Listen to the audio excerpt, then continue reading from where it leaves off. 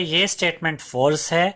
याद रखिएगा स्टूडेंट्स कि अमीबा डिवाइड होकर दो नए अमीबा बनाता है और इस प्रोसेस को बाइनरी फिजन कहा जाता है। जी पार्ट में हमसे कहा गया students, fertilisation is necessary even in asexual reproduction, यानी कि एसेक्सुअल रिप्रोडक्शन में फर्टिलाइजेशन जरूरी होता है। ये स्टेटमेंट गलत स्टेटमेंट है स्टूडेंट्स, तो यहां पर हम लिखेंगे फॉल्स।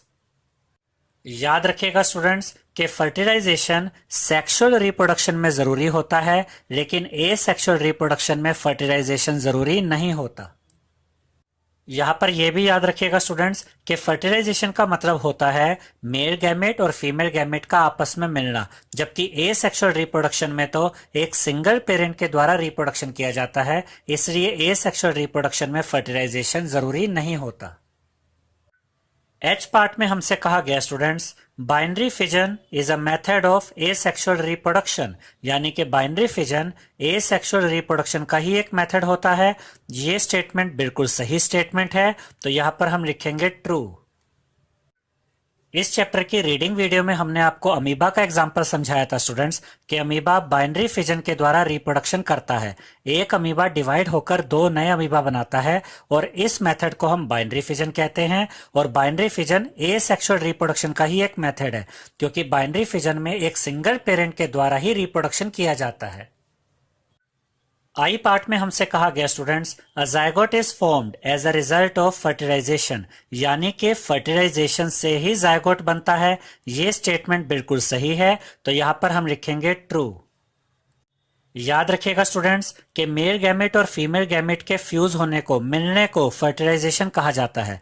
जब मेल गैमेट और फीमेल गैमेट फ्यूज होते हैं, यानी कि आपस में मिलते हैं, तो फर्टिलाइजेशन होता है और जायगोट बनता है। जे पार्ट में हमसे कहा गया students, an embryo is made up of a single cell, यानी कि एम्ब्रियो एक सिंगल सेल से बनी होती है। ये स्टेटमेंट गलत है, तो यहां पर हम लिखेंगे फॉल्स।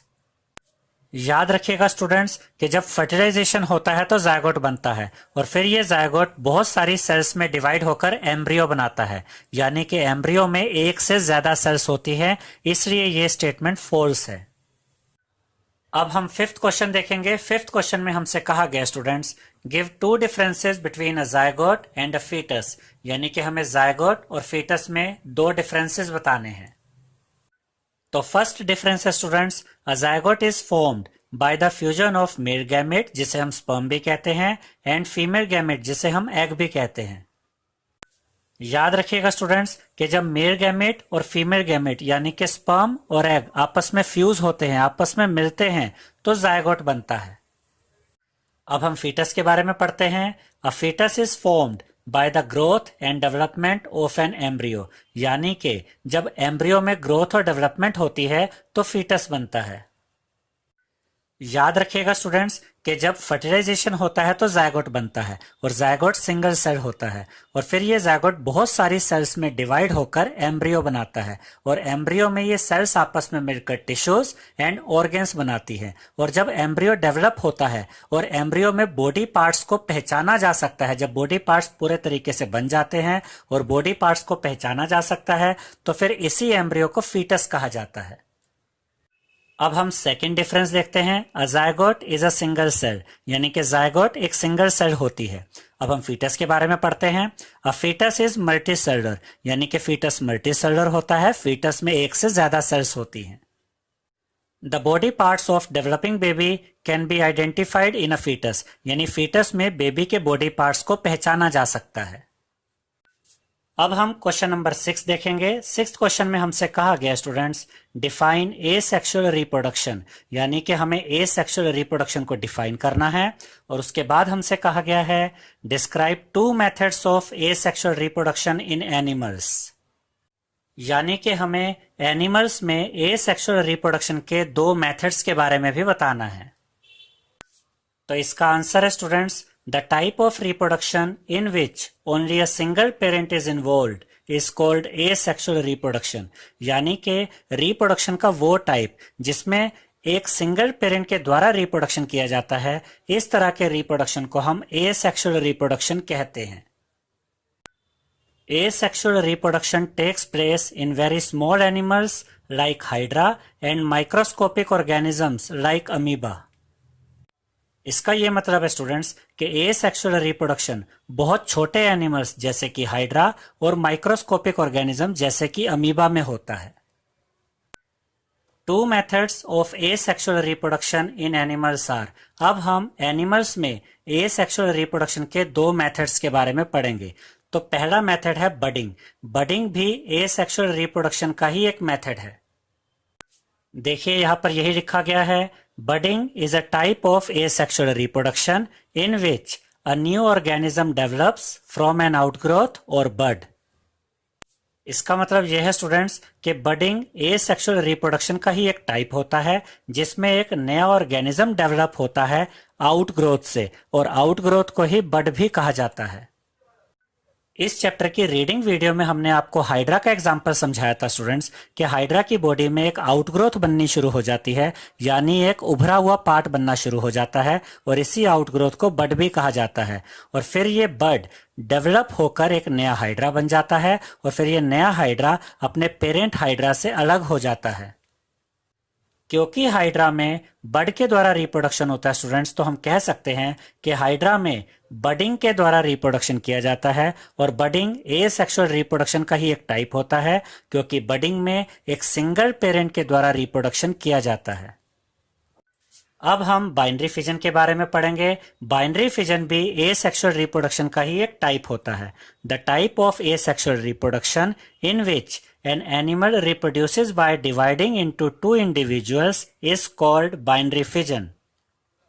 इसका मतलब यह है स्टूडेंट्स कि एसेक्सुअल रिप्रोडक्शन का वो टाइप जिसमें एक एनिमल डिवाइड होकर दो नए इंडिविजुअल बनाता है, इस तरह के रिप्रोडक्शन को हम बाइनरी फिजन कहते हैं। इस चैप्टर की रीडिंग वीडियो में हमने आपको अमीबा का एग्जाम्पल समझाया था स्टूडेंट्स कि एक अमीबा डिवाइड होकर दो नए अमीबा बनाता है, यानी अमीबा में बाइनरी फिजन के द्वारा रिप्रोडक्शन किया जाता है। और बाइनरी फिजन भी एसेक्सुअल रिप्रोडक्शन का ही एक टाइप होता है क्योंकि बाइनरी फिजन में एक सिंगल पेरेंट के द्वारा ही रिप्रोडक्शन किया जाता है। अब हम 7th क्वेश्चन देखेंगे। 7th क्वेश्चन में हमसे कहा गया students, in which female reproductive organ does the embryo get embedded. इसका मतलब यह है स्टूडेंट्स कि जो एम्ब्रियो होता है ये कौन से फीमेल रिप्रोडक्टिव ऑर्गन में एम्बेडेड होता है, यानी कि एम्ब्रियो कौन से फीमेल रिप्रोडक्टिव ऑर्गन में सेट हो जाता है, फिट हो जाता है।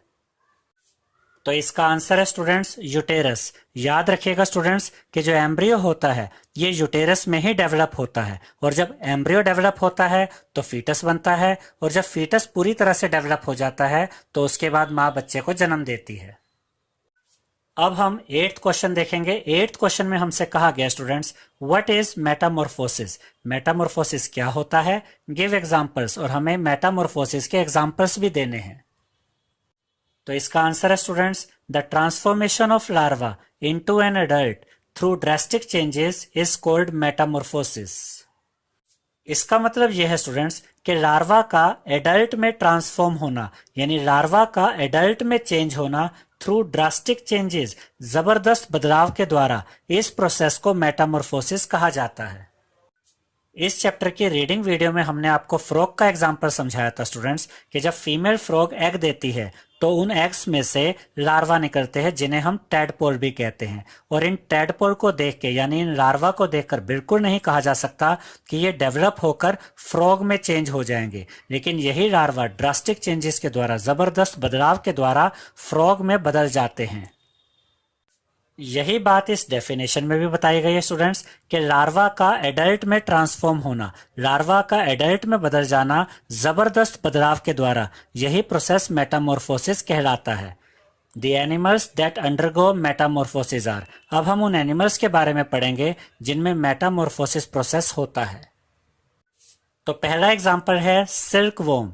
याद रखिएगा स्टूडेंट्स कि जब सिल्क वॉर्म एग्स देती हैं तो इन एग्स में से लार्वा निकलते हैं, और इन्हीं लार्वा को कैटरपिलर भी कहा जाता है, और ये लार्वा एडल्ट सिल्क वॉर्म से दिखने में बिल्कुल अलग होते हैं, और फिर यही लार्वा यानी यही कैटरपिलर ड्रास्टिक चेंजेस के द्वारा, जबरदस्त बदलाव के द्वारा प्यूपा में डेवलप होते हैं, और फिर यही प्यूपा डेवलप होकर एडल्ट सिल्क वॉर्म बनते हैं। दूसरा एग्जाम्पल है फ्रॉग। जब फीमेल फ्रॉग एग्स देती है तो इन एग्स में से लार्वा निकलते हैं और इन्हीं लार्वा को टैडपोल कहा जाता है। और ये लार्वा यानी ये टैडपोल एडल्ट फ्रॉग से दिखने में बिल्कुल डिफरेंट होते हैं और फिर यही लार्वा यानी ये टैडपोल ड्रास्टिक चेंजेस के द्वारा, जबरदस्त बदलाव के द्वारा एडल्ट फ्रॉग में बदल जाते हैं। अब हम 9th क्वेश्चन देखेंगे स्टूडेंट्स। 9th क्वेश्चन में हमसे कहा गया है differentiate between internal fertilisation and external fertilisation, यानी कि हमें internal fertilisation and external fertilisation में डिफरेंसेस बताने हैं। तो सबसे पहले तो आप ये समझिए स्टूडेंट्स कि फर्टिलाइजेशन क्या होता है। मेल गैमेट और फीमेल गैमेट का फ्यूज होना, यानी मेल गैमेट और फीमेल गैमेट का आपस में मिलना फर्टिलाइजेशन कहलाता है। अब हम फर्स्ट डिफरेंस देखते हैं। पहले हम इंटरनल फर्टिलाइजेशन के बारे में पढ़ेंगे। Fusion of male and female gametes take place inside the female body, यानी कि इंटरनल फर्टिलाइजेशन में मेल गैमेट और फीमेल गैमेट का जो फ्यूजन होता है वो फीमेल बॉडी के अंदर होता है। यानी कि इंटरनल फर्टिलाइजेशन में मेल गैमेट और फीमेल गैमेट फीमेल बॉडी के अंदर मिलते हैं, फीमेल बॉडी के अंदर फ्यूज होते हैं। अब हम एक्सटर्नल फर्टिलाइजेशन के बारे में पढ़ेंगे। Fusion of male and female gametes take place outside the female body. इसका मतलब यह है स्टूडेंट्स कि एक्सटर्नल फर्टिलाइजेशन में मेल गैमेट और फीमेल गैमेट फीमेल बॉडी के बाहर फ्यूज होते हैं, यानी कि फीमेल बॉडी के बाहर मिलते हैं। अब हम सेकंड डिफरेंस देखते हैं। Less number of eggs are produced, यानी कि इंटरनल फर्टिलाइजेशन में फीमेल बॉडी के अंदर जो एग्स प्रोड्यूस होते हैं इनकी संख्या कम होती है। Large numbers of eggs are produced, यानी कि एक्सटर्नल फर्टिलाइजेशन में जो एग्स प्रोड्यूस होते हैं इनकी संख्या ज्यादा होती है। यहाँ पर यह भी याद रखिएगा स्टूडेंट्स कि जिन एनिमल्स में इंटरनल फर्टिलाइजेशन होता है उनमें फीमेल्स बॉडी में जो एग्स बनते हैं ये फीमेल बॉडी के अंदर ही रहते हैं, जबकि जिन एनिमल्स में एक्सटर्नल फर्टिलाइजेशन होता है उनमें फीमेल्स की बॉडी में जो एग्स बनते हैं ये फीमेल बॉडी से बाहर की तरफ रिलीज हो जाते हैं, यानी ये एग्स फीमेल बॉडी से बाहर आ जाते हैं। अब हम थर्ड डिफरेंस देखते हैं। इंटरनल फर्टिलाइजेशन के कुछ एग्जांपल्स है स्टूडेंट्स, काओ, डॉग, ह्यूमन एटसेट्रा, यानी कि काओ, डॉग, ह्यूमन में इंटरनल फर्टिलाइजेशन होता है। और एक्सटर्नल फर्टिलाइजेशन के कुछ एग्जांपल्स है स्टूडेंट्स, फ्रॉग, फिशेज, यानी फ्रॉग्स में और फिशेज में एक्सटर्नल फर्टिलाइजेशन होता है। आई होप स्टूडेंट्स आपको हमारा ये वीडियो पसंद आया होगा।